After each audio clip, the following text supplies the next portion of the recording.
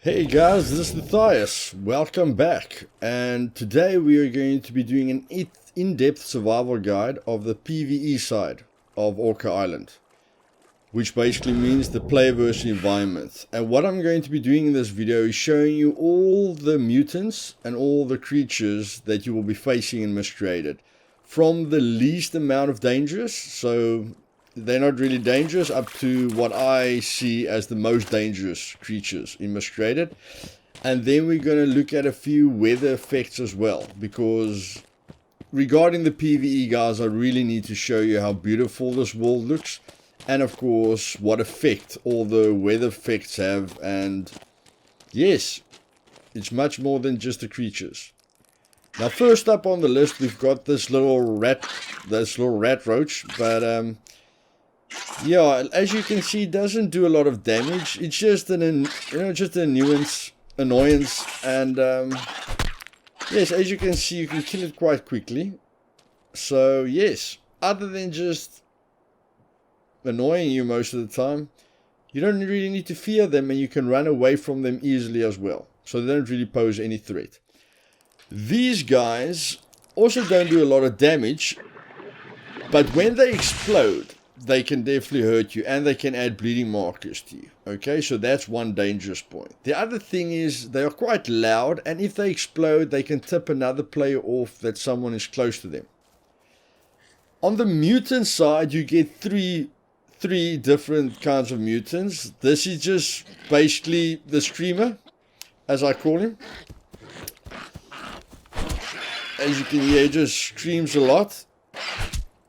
And yes, 2 headshots usually kills them. Quite funny how he's falling down there. But yes, the biggest differences between the 3 standard mutants that you get is that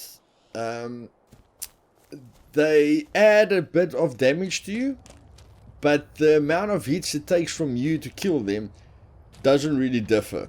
I compare their health to a player's health. So as you will see now, if you aim for a mutant's head with any kind of gun, doesn't matter how weak it is,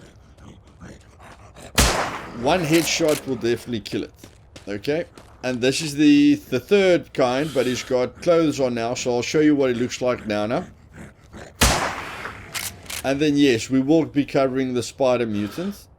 Just showing you with a good accurate headshot, you can kill him quite easily. So yes, like I said, between the 3 mutants, there's not much difference on how quickly you can kill them.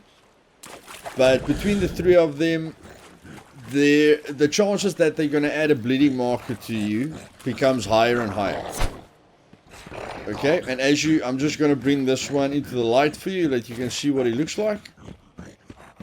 And yes, I'd say this one is the most dangerous of the 3.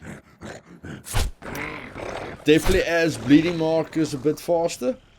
And yeah, definitely looks the worst out of the 3 of them. Then you've got these guys, the mutated dogs, guys, which in my opinion is very dangerous because of its speed. Just like the wolves that I will be showing you later.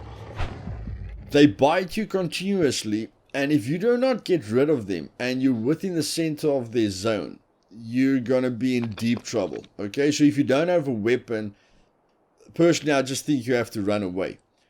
But if you do have a weapon, it's better to charge them. Okay, I just stood back, but what they tend to do is they tend to howl when they run away from you. And yes, in my experience, it's better to charge them and kill them as soon as possible, instead of just waiting around for them to bite you. Now, this is the spider mutant, which I just killed. But as you will see now, if you don't get that perfect headshot in, he can be quite dangerous. The reason I'm putting him so low, guys, is I've never been killed by one. Okay? The biggest danger for me is the little spiders that comes out of him. If they surround you and they explode, then you'll probably be in some trouble. But other than the 4 little babies that he has, he can just poison you. But yes, you can see he can be quite tough to kill. But the only reason I'm running is because he's getting support now. So I've got a little horde on me. And that's when it starts getting dangerous. Okay, guys, on their own, the ones that I've showed you up till now doesn't really pose a threat, but together they are extremely dangerous. So yes, definitely remember that. If you think you're going to have 3 or more of them on you, running is the best option here.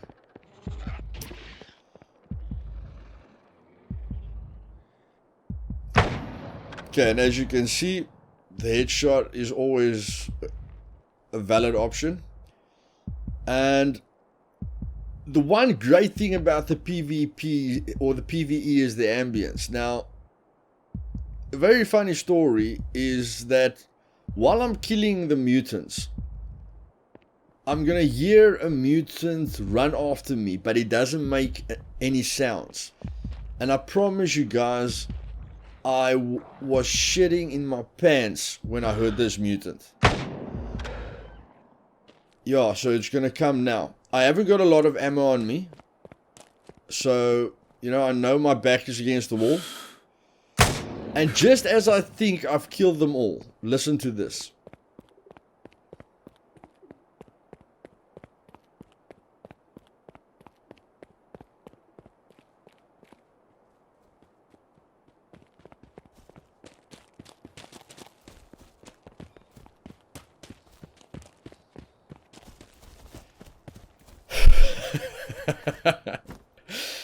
Guys, I cannot stress to you how panicked I was there. Okay, I was on the, hunting rifle, and yes, I thought I was gonna die. He didn't make a sound, and he sounded exactly like a player. Okay, which really adds to the adrenaline. Now here we've got our big boy, the brute, and in my opinion, definitely the dangerous single target. Okay.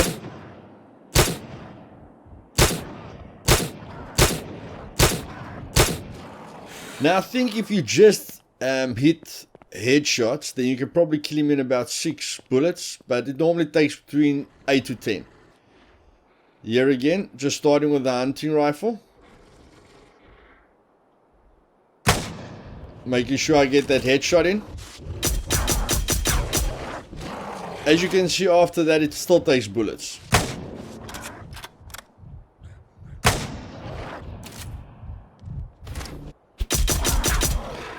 So yes, guys, the moral of this story is they hit like a rock for about 20% damage.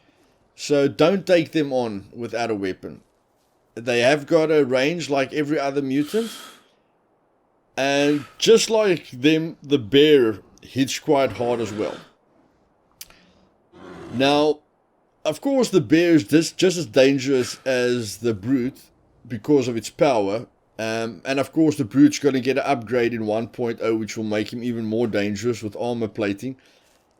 But the one thing about the bear is, although it's very dangerous, it's very difficult to get his attention. Okay? And that is why I'm not putting the bear or the brute at the top.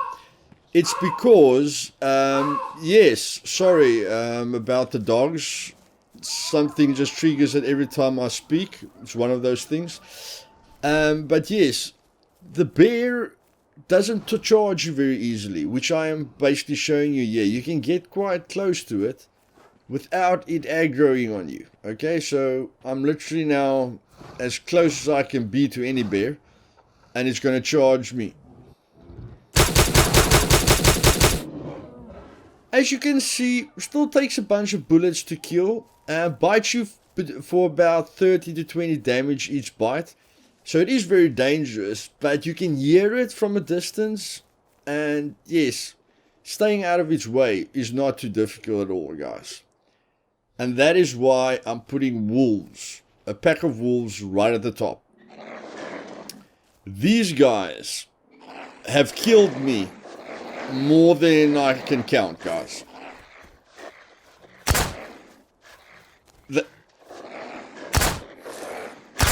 As you can see, as soon as you hurt them, they run away, okay?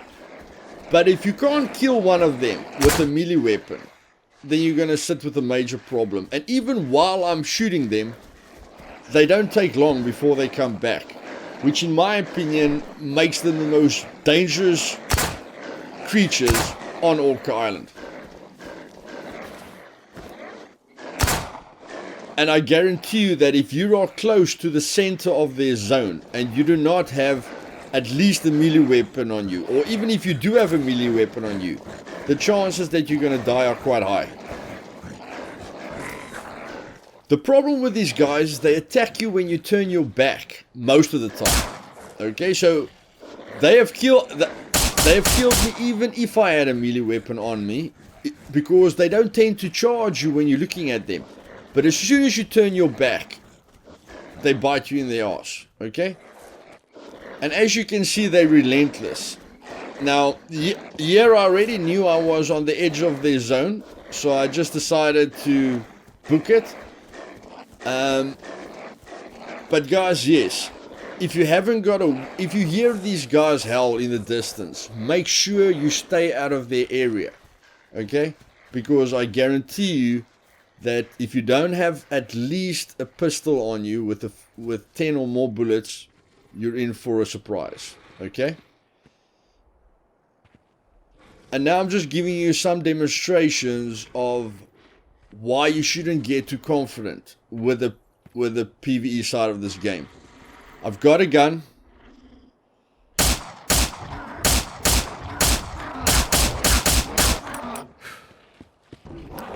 Still relaxed, not panicking yet.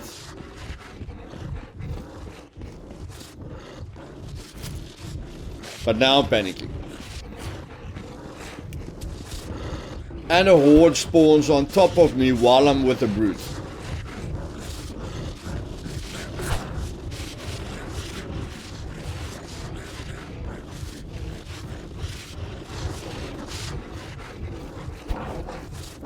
So yes guys, the message that I want you to get from this is, remember, whether you're in a PvP situation or you're shooting mutants, a horde can always spawn on you, okay? Which will make the odds of your survival much lower. So just remember that whenever you're shooting and you hear a bunch of mutants running at you, do not stay in that area, okay? You need to get out of there as soon as possible. And the only creatures you need to worry about is the dogs and the wolves. The others you can run away from. As you can see here, just showing you guys the wonderful weather effects. This is when it's raining, thunder. The sounds are perfect. And yes, this is the mist. And the best thing about Miscreated, guys, is the environment. Yes, you can get very creative with challenging mutants or getting into sticky situations like I've just showed you. But the environment and the immersion that you will experience in this game is where its strong points are at. Okay? So what I'd like you to focus on is just to explore. You will see through my series that I'm on various sections of the map. And at the end, I will be probably showing you most of the hot locations. But what I want you to realize is the more time you put into this game, the more you will start to appreciate it.